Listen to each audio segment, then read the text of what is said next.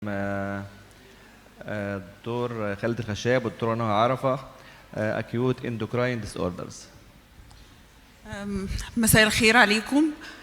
سعيدة جدا ان انا اكون في الايفنت الهايل ده، ناس اكسايتد وقاعدين لغاية اخر اللحظة. انا عارفة السكادجول اتأخر شوية بس ان شاء الله يكون. والدكتورة نهى السينيور بتاع الدكتور خالد. ليه دكتور؟ مش احنا قلنا ما انا مش سينيور عشان بس اقول الكلام ده. هنتنقل بيكو ل another branch خالص، the golden minutes in pediatric endocrine emergency. حبينا أنا وخالد إن إحنا نقسم الموضوع ل endocrine emergencies and endocrine metabolic emergencies. When I started to prepare my slides كان أول question جه في دماغي: is it actually your scope, the pediatric emergency, the endocrine disorder, is it the scope of the pediatrician, the neonatologist? And I searched in the textbooks for the definition of the endocrine emergencies, and what I find is it's a medical subspecialty of both pediatrics and emergency medicine. And the answer here, it's responsible for the care of undifferentiated, unscheduled children with acute illness or injuries that requires immediate medical attention. And ده معناه إن حضراتكم the front line for the investigation and resuscitation of these acutely ill patients. So we have medical emergencies and surgical emergencies, and let's go in depth. What do you think about the pediatric endocrine emergencies? هل حضراتكم رأيكم the pediatric endocrine emergencies, is it a medical emergency? It's treated with medications, resuscitative fluid, certain emergent drugs? The answer is yes. Could it be a surgical emergency? Could a patient with endocrine disorder present لحضراتكم with a surgical emergency? The answer is actually yes, but it's rarely occur. In some patients with acute hypercalcemic disorders, they may present rarely with acute obstructive uropathy, but it's actually very rare. And the last type of emergency, could it be a social emergency? What do you think? The answer is yes, and we will see that answer later on in the presentation. Let's start our case, the first case. You have a call from the emergency room to attend a labor of an obstetrician بيقول لحضرتك you will attend a labor of a full-term uncomplicated pregnancy, and the mother was told before the delivery that the newborn is a female or a girl. She will have a girl. After completing a routine examination, routine examination بتاعنا, the cardiac, the chest, and after that you come to the point of the genital examination. And the surprise is here. What do you think of that genital examination of that newborn? Do you think it's a typical boy? It's a girl? This is the answer. إن حضرتك مش عارف to differentiate أو to define, is it a boy or a girl? So you are having a problem of atypical genitalia. And to be able to answer this image هي ايه بالظبط، لازم حضرتك تبقى عارف how to do proper genital examination. To do a proper genital examination, the first point, you have to detect the presence of the gonads. To detect that in the labial fold or the scrotal fold and the inguinal region, is it palpable or not? The consistency حضرتك حاسسها مظبوطة ولا في حاجة مش مظبوطة in the consistency. بعد كده تاني point, you will check the sac. Is it fused? Is the sac ديت شكلها labial folds or scrotal folds? The rouget, the pigmentation of the overlying skin, the penile structure, ده شكله clitoris with the clitoromegaly, or you have glands with a phallic structure like the penis, the number of the orifices, the site of the orifices.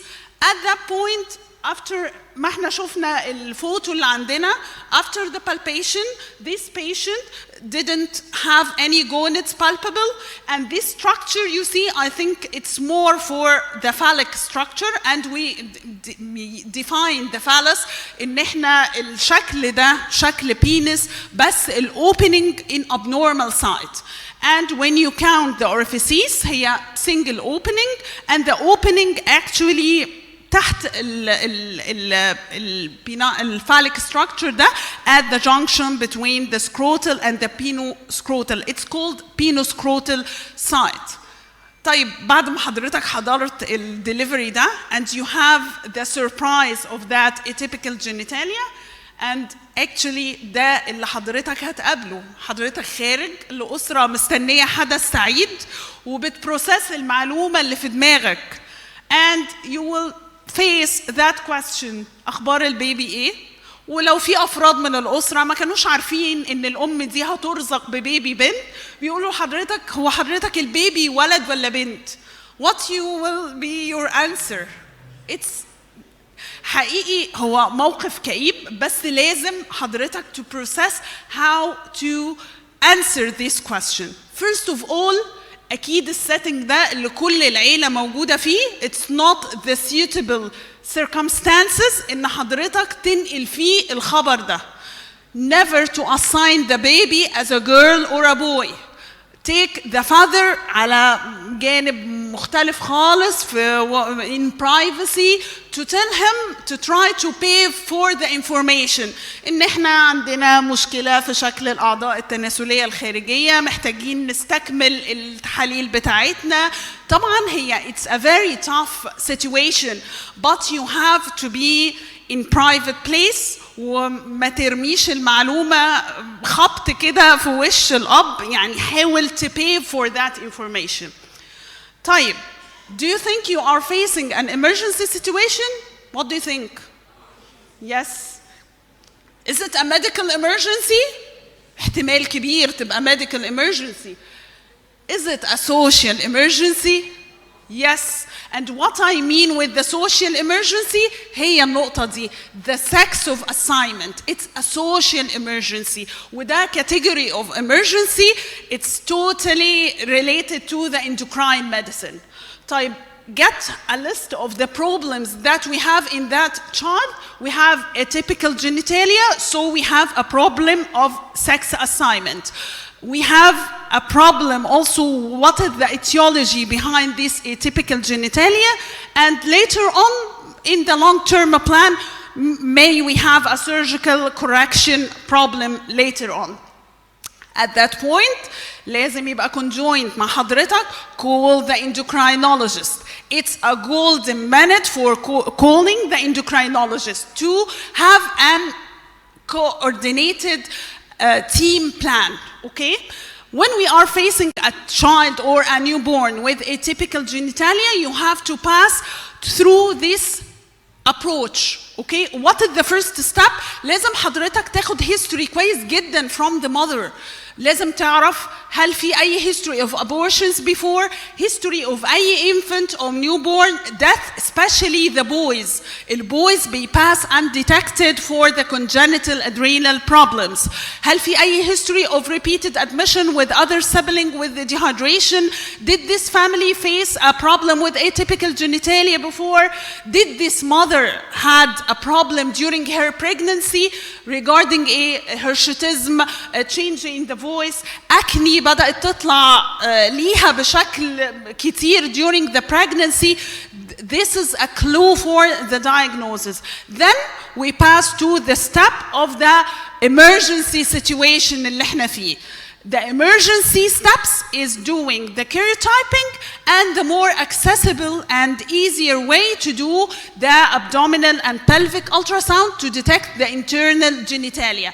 في الحالة دي الاسهل لحضراتكم اكيد والاسرع ان احنا نعمل الترا ساوند عشان نعرف في عندنا مولاريان ستراكشرز، والمقصود بيها ان احنا عندنا uterus, ovaries, tube to be able to assign this newborn. اوكي مش هنassign as a girl or a boy، بس هنassign the further investigations اللي احنا هنمشي فيها. If I told you this newborn اللي احنا اتكلمنا عليه ان احنا عملنا bedside ultrasound وطلع الانترنال organs بتاعتنا uterus and ovaries and we send for the karyotyping، وحضراتكم عارفين طبعا جميعا ان الكاريوتايبنج بيتيك a lot of time to have a decision، واحنا قلنا من الاول احنا في medical and social emergency. What is the next step؟ احنا عندنا Mullerian structure، so mostly احنا بنتكلم على virilized female، بس will we confirm after that with the karyotyping. So احنا في الجزء اليمين ده ولا الشمال، الجزء ده اللي حواليه الهايلايتس في الدايجرام. So presumably واحنا عندنا غالبا virilized female we are suspecting the congenital adrenal hyperplasia problem. طيب احنا قلنا emergency situation عندنا to do the ultrasound and the karyotyping. طبعا ده الدايجرام الشهير the complicated algorithm for the steroidogenesis اللي بينتهي بينا ان احنا بيصنع في الاخر كورتيزول and aldosterone and the low secretions of adrenal androgen. What's commonly occur in the congenital adrenal hyperplasia البلوك بيحصل عندنا at the 21 hydroxylase which is circled، اللي بيحصل فيه ان كل الميتابولايتس above the block 17 hydroxyprogesterone and the progesterone and all the metabolites بتعلى. so عشان عندنا البلوك في الحتة دي كل الميتابولايتس بتبقى converted and shifted to the formation of adrenal androgen، وده اللي بيعمل لنا atypical genitalia. and this is very important عشان هياخدنا للنقطة اللي بعديها what are the investigation and clinical suspicion اللي عندنا للpatient suspecting to had adrenal problem. احنا عرفنا ان البيشنت ده عندنا جايب atypical genitalia، بس هو day one. is it commonly at day one a patient with congenital adrenal problem to present with a salt wasting crisis يجي لك dehydration مثلا؟ لا. It's not commonly except بقى very rarely لو البيشنت ده in severe decompensated problem تانية زي مثلا sepsis, cardiac decompensation في stressful condition حصلت، بس usually it presents after 5 days of life. but لو البيشنت ده جه بصورة تانية بعد كده ممكن يجي لنا different clinical picture زي ما حضراتكم شايفين severe failure to thrive, severe pigmentation in the mucous membrane, pigmented genital area, pigmentation of the mucous membranes. and ده كله بسبب الdeficiency اللي عندنا في الglucocorticoids and the mineralocorticoids. and the deficiency of mineralocorticoid it's responsible for electrolyte disturbance اللي بيبقى عندنا in the form of hyponatremia, hyperkalemia, metabolic acidosis. البيشنتس دول بيبقى عندهم recurrent dehydration, salt craving. the older children الأم بتقعد تقول ابني بيسف الملح، أنا مش عارفة أتصرف إزاي. فكل دي manifestation of deficiencies اللي عندنا. طيب what's further in that patient after the karyotyping and the ultrasound? we will do plasma glucose and electrolytes, sodium and potassium and venous blood gases. do you expect ان النيوبورن عندنا هيبقى عنده مشكلة في دول؟ ما في غالبا لا. طيب what about the adrenal precursors؟ وده السؤال اللي احنا بنتسأله دايما لما حضراتكم بتتواصلوا معانا من أماكن أخرى. Please, it's the most important. And this is the golden minutes اللي احنا بنتكلم عليها. نسحب العينة ازاي؟ نسحبها امتى؟ تتفصل امتى؟ It's very important for the practice بالنسبة لحضراتكم، وده اللي حبينا نهتم بيه في المحاضرة بتاعتنا. الادرينال precursors هي كل الميتابولايتس in the pathway اللي اتكلمنا عليه في الستيرويدوجينيسيس. هنسحب كورتيزول ACTH واتس highlighted in red عشان ليه طريقة سامبلينج مختلفة عن باقي الادرينال اندروجينز. هي دي البريكورسرز اللي بنسحبها. which is importantly طبعا 17 hydroxyprogesterone اللي ده موجود في كل النيو بورن سكرينينج بروجرامز اللي موجوده في الدنيا كلها. السامبل اللي بنسحبها سامبل اللي هي بالغطا الاحمر اللي هي العينه التيوب ريد توب. السامبل دي لازم تبقى separated في خلال ساعة إلا ربع، وبتبقى stable at room temperature 4 ساعات. لو الأم أو الأب ما ودوهاش للمعمل immediately please freeze the sample. خلاص تحطوها في الفريزر عشان دي golden sample، مش هنسحبها تاني، especially لو البيشنت في acute stress واحتاجنا ندي immediate stress hydrocortisone dose. What is different for the ACTH? ACTH تحليل في منتهى السخافة. خلوا بالكم في السامبلينج بتاعه أولاً التايمينج for the sampling from 7 to 10 AM بيتسحب على تيوب أديتا اللي هي اللافندر توب دي، ولازم يبقى يتسحب وتتحط التيوب على ايس immediately. ده بيبوظ العينه، لو اتشالت عادي كده في كيس عادي بيبوظ السامبل تماما. وبليز فريز ذا سامبل immediately after separation. اوكي الحاجات دي مهمه جدا عشان نقدر نانتربريت later on the adrenal precursors اللي احنا عملناها. طب عملنا كل الادرينال بريكورسرز دي، هل حضراتكم تتوقعوا ان في patients ما بيبقوش diagnosed by the normal sampling ده العادي؟ Is it yes or no? Yes. في some patients بيبقوا in borderline levels of 17 hydroxyprogesterone، وده ياخدنا للالجوريثم ده for the interpretation of the 17 hydroxyprogesterone levels. الكات اوف levels اللي حضراتكم شايفينها دي اللي هي ال 200 نانوجرام بير ديسيليتر. كل المعامل اللي احنا بنتعامل معاها بتبعت لنا تحاليل نانوجرام بير مليليتر، فحضرتك هتلاقوها 2 أو 2 ل 10 أو أكتر من 10. The gray zone is اللي هي من 2 ل 10، فده بيحتاج stimulation test بعد كده to confirm the diagnosis. المانجمنت طبعا لو البيشنت ده محتاج high index of suspicion and acute emergency situation without waiting for the laboratory algorithms.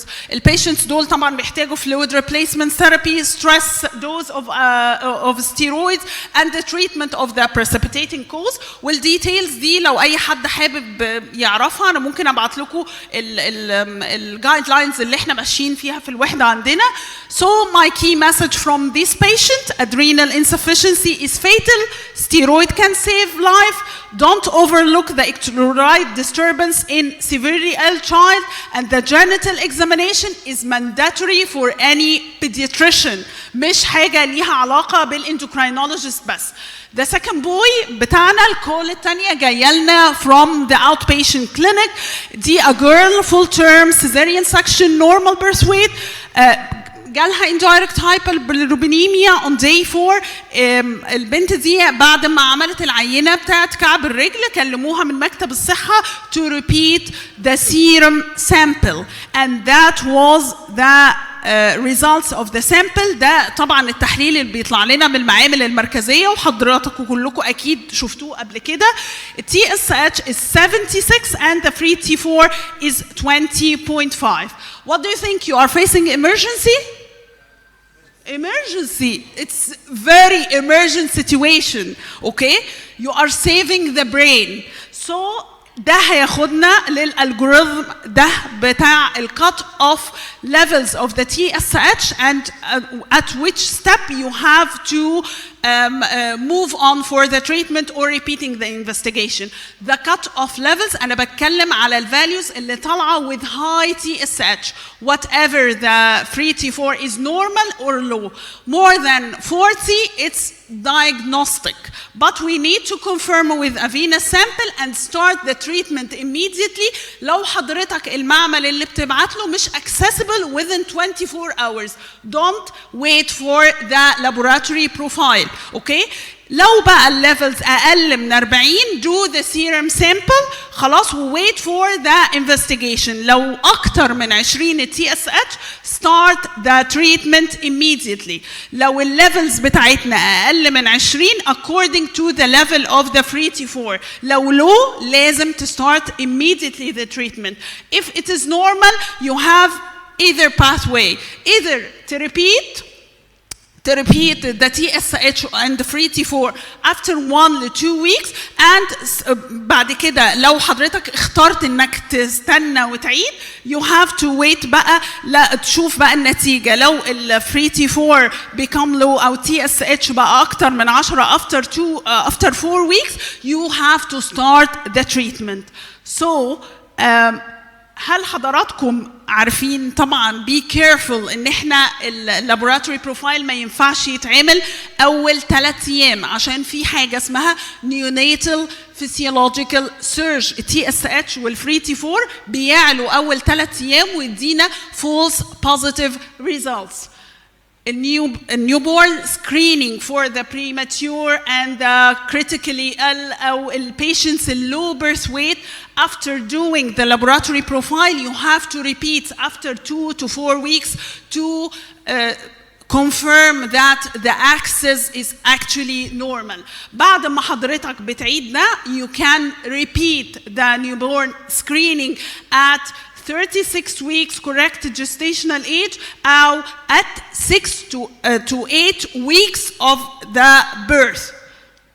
Do you think you finalized the diagnosis with the categorize the patient as congenital hypothyroidism? No. Okay, it's very important for the prognosis of the patient.